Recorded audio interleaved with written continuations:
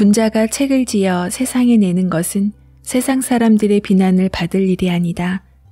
단 한 사람만이라도 진가를 알아봐 주길 바라는 마음에서다.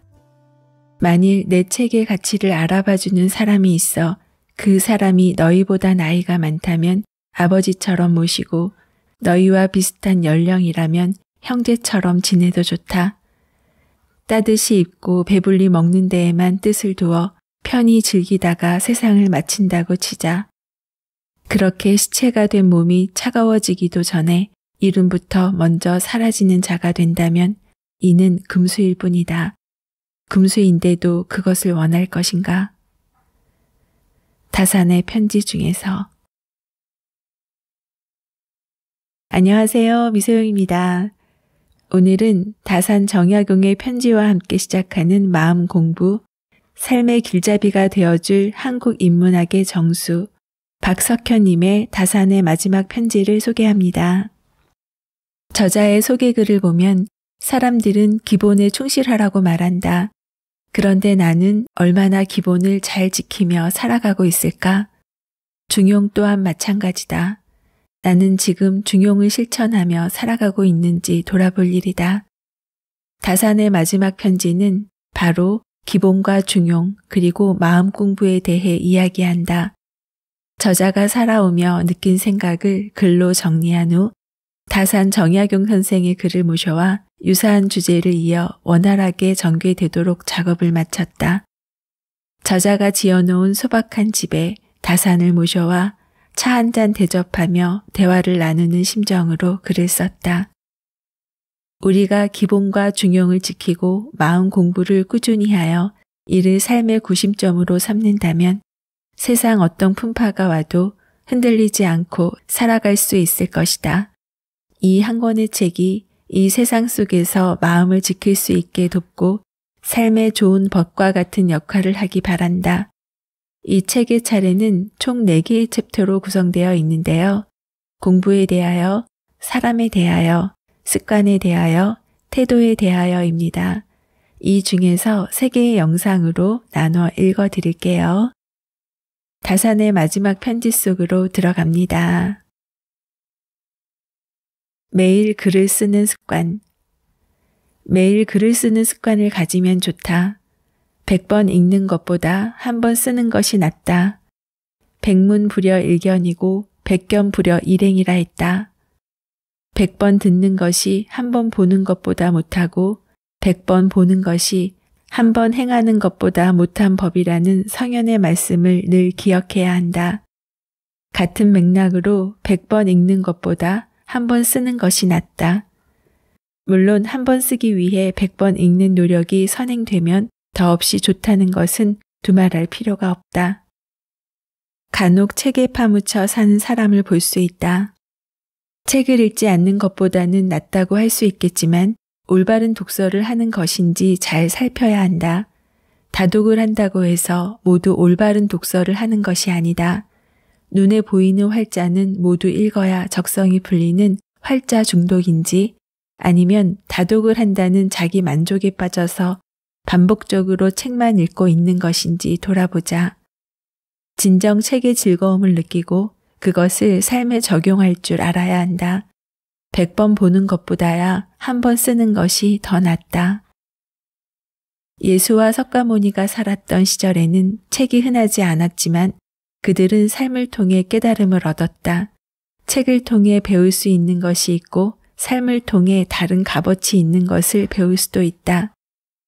여기 평생 동안 어마어마한 양의 책을 읽은 한 사람이 있다. 그는 감히 누구도 범접할 수 없을 정도의 독서량을 자랑한다. 그가 책을 많이 읽는다는 것을 아는 주위에서는 그의 독서량에 감탄을 한다. 책을 참 많이 읽은 사람이라며 칭찬도 아끼지 않는다. 그는 나이가 들어갈수록 책을 많이 읽은 본인의 지식에 자기 만족을 한다. 죽을 때까지 책만 많이 읽다가 세상과 이별한다. 그런데 이렇게 마무리되면 안 된다. 나쁜 결말이라고까지는 할 수 없으나 좋지 않은 결말이다. 그가 가진 그 많은 지식을 본인만 알고 자기 만족에서 그냥 끝낸다면 이는 참으로 아쉽다. 그로 인해 혜택을 받지 못한 대중은 귀한 배움의 기회를 놓친 셈이다. 나 혼자 좋은 지식을 많이 가지고 있는 데서 끝내서는 안 된다.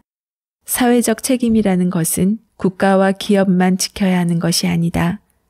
가급적이면 개인도 소극적 범위에서의 사회적 책임을 지고 살아가도록 노력하는 것이 우리 사회를 위해서 좋다. 좋은 글을 읽으면 읽는 데서 그칠 게 아니라 그것을 실천해야 한다. 또한 책을 많이 읽었으면 다독을 실천한 것으로 혼자서 만족할 것이 아니라 새로운 글을 써야 한다. 굳이 책을 내지 않아도 된다. 글을 써서 여러 사람들과 공유할 수 있는 통로는 요즘 너무도 많다. 물론 책을 써서 내는 것도 좋은 방법 중 하나이다. 구슬이 서말이라도 꿰어야 보배라는 말은 이럴 때 사용한다. 선한 영향력이라는 말은 이럴 때 사용하는 것이다. 백날 자기 만족하며 책만 읽어서 무얼 하겠나. 가공해서 새로운 글로 만들어내야 한다. 백날 책만 읽는 제나라 황공이 될 것이 아니라 수레바퀴를 깎는 윤편의 슬기로움을 깨닫는 것이 좋다. 깨달은 이후 직접 수레바퀴를 깎아 보면 어떨까? 기록하지 않는 삶의 경험은 과거 속으로 매 순간 흔적도 없이 사라지는 법이다. 무엇이든 오랜만에 하면 어색하다. 그러니 한 줄이라도 매일 글을 쓰는 습관을 가지는 것이 좋다. 글 쓰는 것을 직업으로 하는 사람이 아니라도 괜찮다. 책 읽는 사람이 따로 없듯 글 쓰는 사람도 따로 없다. 어린 시절 일기 써본 경험을 되살려 나를 위해 그리고 세상을 위해 글을 쓰는 습관을 만들어 보자. 한 페이지의 글이라도 좋고 그것이 힘들면 한 줄의 글이라도 좋다. 내 글을 남에게 보여주는 것이 부끄럽다면 일기라도 쓰자. 충무공 이순신 장군이 진중에서 일기를 쓰지 않았다면 국보로 지정된 지금의 난중일기는 없었을 것이다. 일기가 힘들면 주기를, 주기가 힘들면 월기라도 쓰도록 습관을 들이자. 글을 쓰기 위해 열심히 글감을 찾아 하염없이 쓸 필요까지는 없다. 그저 내 생애 기록을 남긴다는 생각으로 글을 써보자. 책을 읽는 것도 그러하거니와 글을 쓰는 것만큼 좋은 습관도 없다.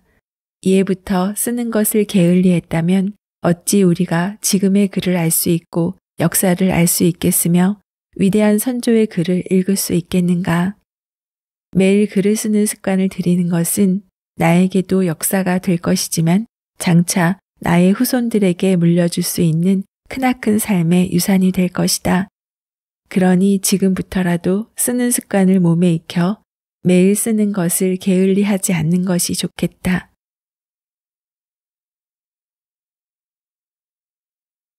앞서 소개한 많은 책에서도 자신이 알고 있는 것을 나누는 것이 결과적으로 자신에게도 득이 되며 지혜를 얻는 방법이라고 했습니다.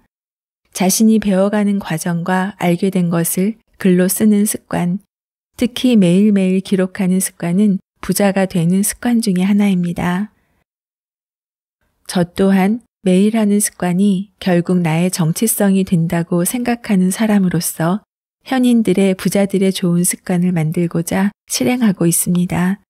이 책 속에서 매일 글을 쓰는 습관을 가지라는 제목이 너무 반가워서 미소님들께 소개해 드렸습니다. 꼭 실천해 보시기 바랍니다. 오늘 기억하고 싶은 문장은 좋은 글을 읽으면 읽는 데서 그칠 게 아니라 그것을 실천해야 한다. 책을 많이 읽었으면 다독을 실천하는 것으로 새로운 글을 써야 한다. 기록하지 않는 삶의 경험은 과거 속으로 매 순간 흔적도 없이 사라지는 법이다. 작가와의 만남 그리고 다양한 이야기를 전하는 미소영입니다. 오늘도 24시간 행복하세요.